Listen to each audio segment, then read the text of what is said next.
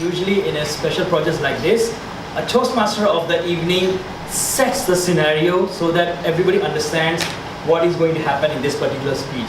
For today, since I am the speaker, it is very awkward for me to set up the stage for myself and start talking. So I have asked Seki to help me out to explain before I come in. Right? So Seki, could you either from here or From here. From here. All right. Thank you. Ladies and gentlemen, the next speech that you're going to hear are excerpts from this one book called Tuesdays with Maury. I'm not sure some of you have heard it or not, but it is a book that is written by the author himself who has experienced this life-changing event for himself. Now what has happened is Maury, the person who is going to be the subject of this interview or lessons to learn, is a professor who was diagnosed with ALS. And it continues to deteriorate. You know the one that Stephen Hawking has? It continues to deteriorate until he dies.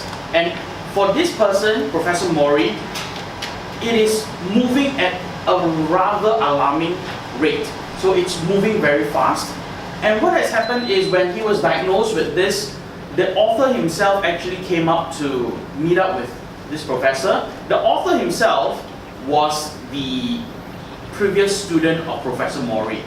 And now in his last days, Maury's last days, the author has taken it up upon himself to meet up with this teacher of his once a week, every Tuesday, to learn about life and what it means to lead with influence. And throughout this whole short session that he has had every Tuesday with Maury, he has learned about life, and the big influence from this dying professor has had on the author himself was rather impactful. So for that, let us give a warm welcome to the next speaker, KM Srinivas, Advanced Communicator Silver, Advanced Leader Bronze, to deliver Leadership is Influence. Leadership is Influence, Srinivas.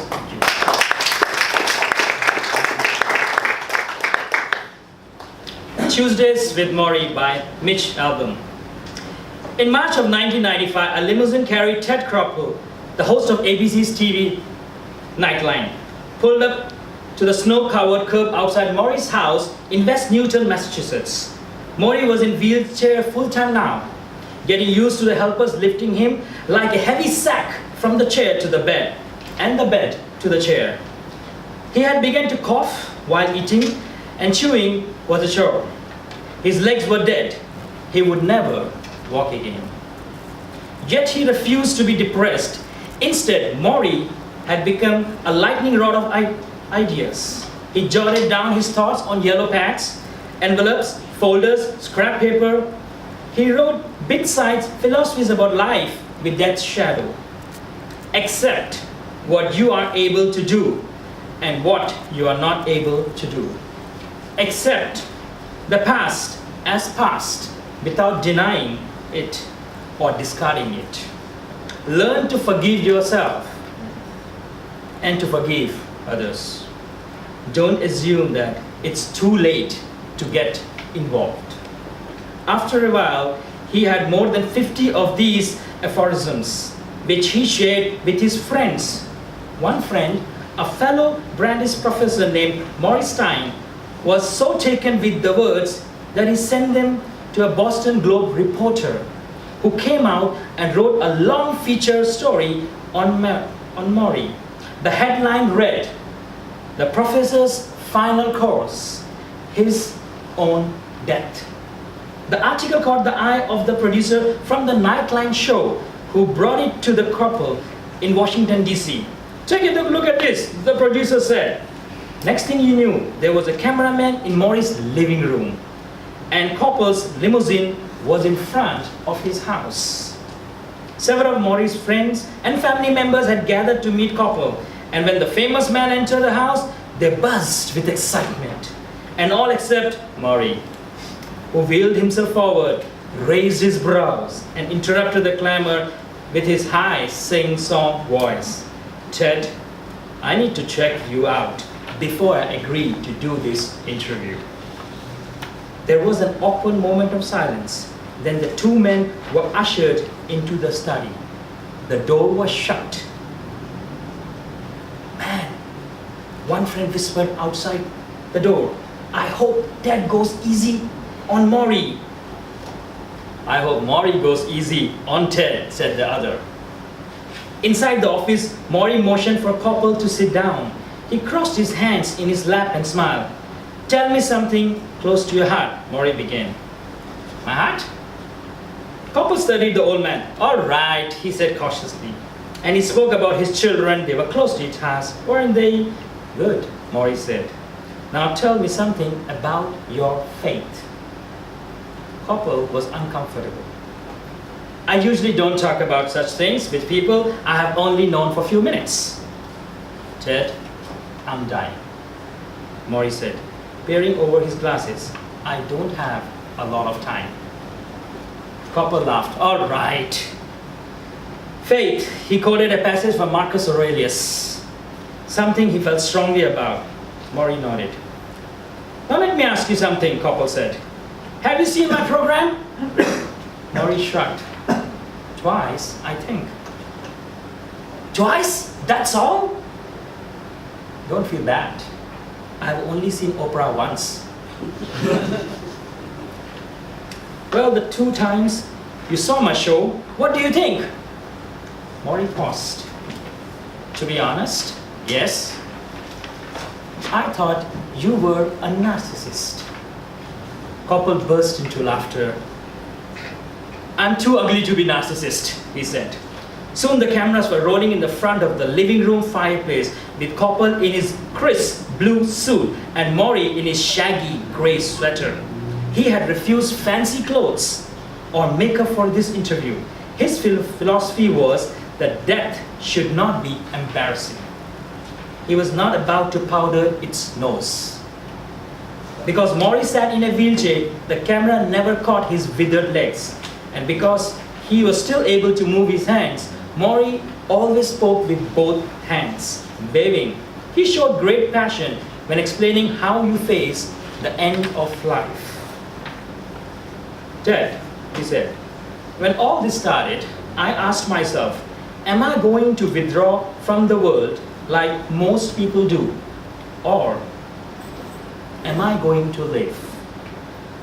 I decided I'm going to live, or at least try to live, the way I want, with dignity, with courage, with humor, and with composure. There are some mornings when I cry and mourn for myself. Some mornings I'm so angry and bitter, but it doesn't last too long. Then I get up and say, I want to live. So far, I have been able to do it. Will I be able to continue? I don't know, but I'm betting on myself that I will. Koppel seemed extremely taken with Maury. He asked about humility that induced. Well, Fred, Maury said accidentally. Then he corrected himself. I mean Ted. Now that's inducing humility, said Koppel laughingly. The 2 men spoke about the afterlife. They spoke about Maury's increasing dependency on other people.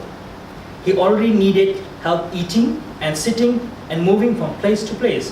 What, Koppel asked, did Maury dread the most about his slow, insidious decay? Maury paused. He asked if he could say this certain thing on television. Koppel said, go ahead. Maury looked straight into the eyes of the most famous interviewer of America. Well, Ted, one day soon, someone's gonna have to wipe my ass. The program aired on Friday night. It began with Ted Koppel from behind the desk in Washington. His voice boomed with authority. Who is Maury Schwartz, he said, and why, by the end of the night, are so many of you going to care about him? 1,000 miles away, in my house on a hill, I was usually flipping channels. I heard these words from a TV set. Who is Maury Schwartz? And I went numb. In our first class together in the spring of 1976, I enter Maury's large office and notice the seemingly countless books that line the wall, shelf after shelf. Books on sociology, philosophy, religion, psychology. There is a large rug on the hardwood floor and a window that looks out on the campus lawn.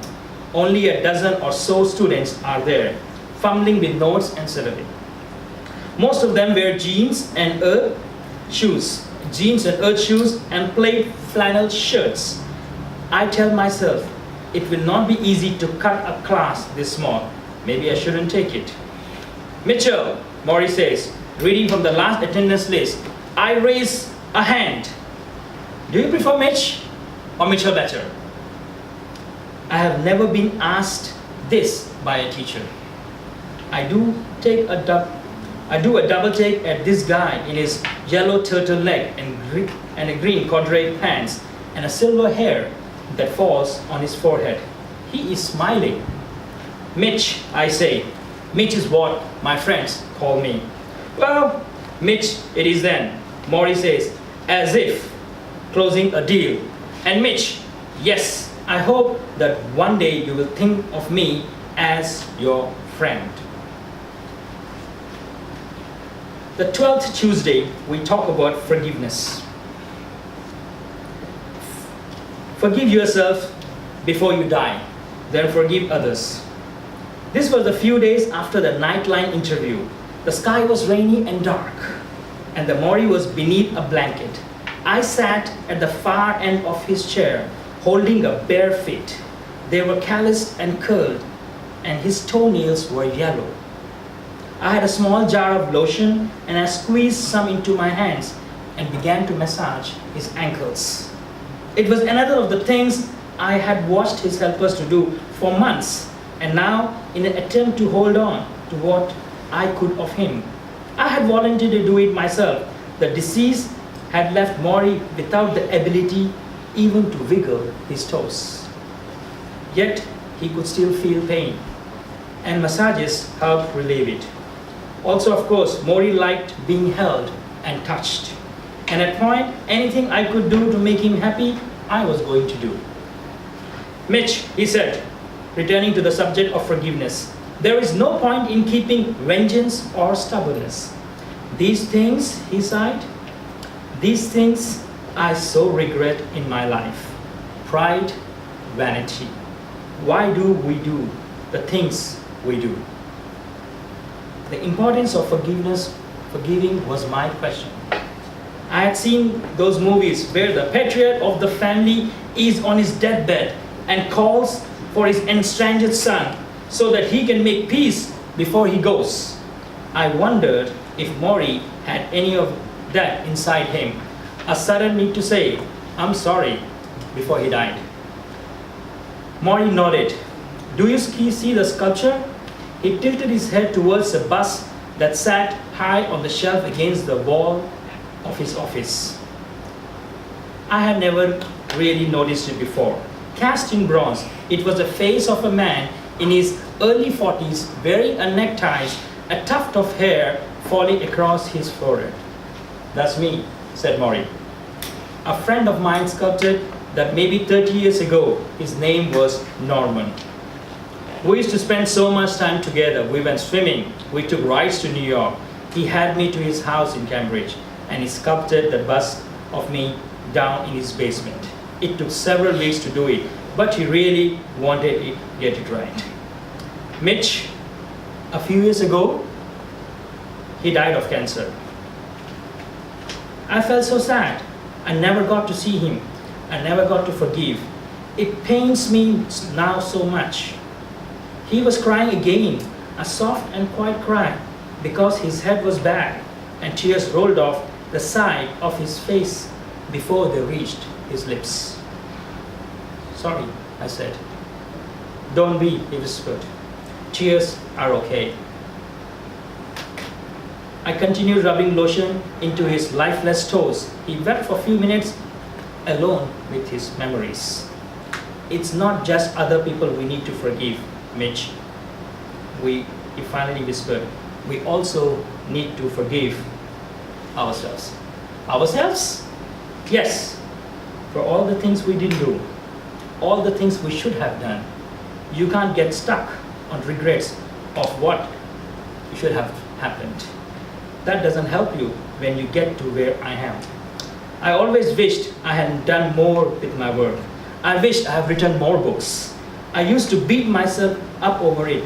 Now I see that never did any good. Make peace. You need to make peace with yourself and everyone around you. I leaned and dabbed at the tears with a tissue. Maury flicked his eyes open and closed. He was breathing. His breathing was audible, like a light snow. Forgive yourself, forgive others. Don't wait, Mitch. Not everyone gets the time I'm getting. Not everyone is as lucky.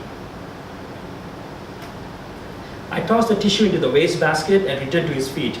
Lucky, I pressed my thumb into his hardened flesh and he didn't even feel it.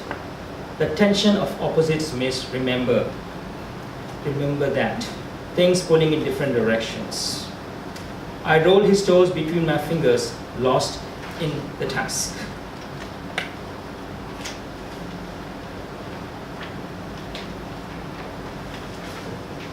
Maury died on a Saturday morning. His immediate family was with him in the house. Rob made it from Tokyo. He got a kiss his father goodbye, and John was there. And of course Charlotte was there, and Charlotte's cousin Marcia, who had written a poem that so moved Maury in his unofficial memorial service. The poem that likened him to Tender's Sikwa. They slept in shifts around his bed. Maury had fallen into coma 2 days after our final visit. Finally, on the 4th of November, when those he loved had just left the room, just for a moment to grab coffee in the kitchen, the first time none of them were with him since the coma began, Maury stopped breathing. At one point, when Maury's ashes were placed into the ground, I glanced around the cemetery. Maury was right. It was indeed a lovely spot. Trees and grass and a sloping hill. You talk, I listen, he had said. I tried doing that in my head, and to my happiness, found that the imagined conversation which felt almost natural. I looked down at my hands, saw my watch, and realized why. It was Tuesday. My father moved through days of weed, singing each new leaf out of each tree. And every child was sure that spring danced when she had heard my father sing. Thank you.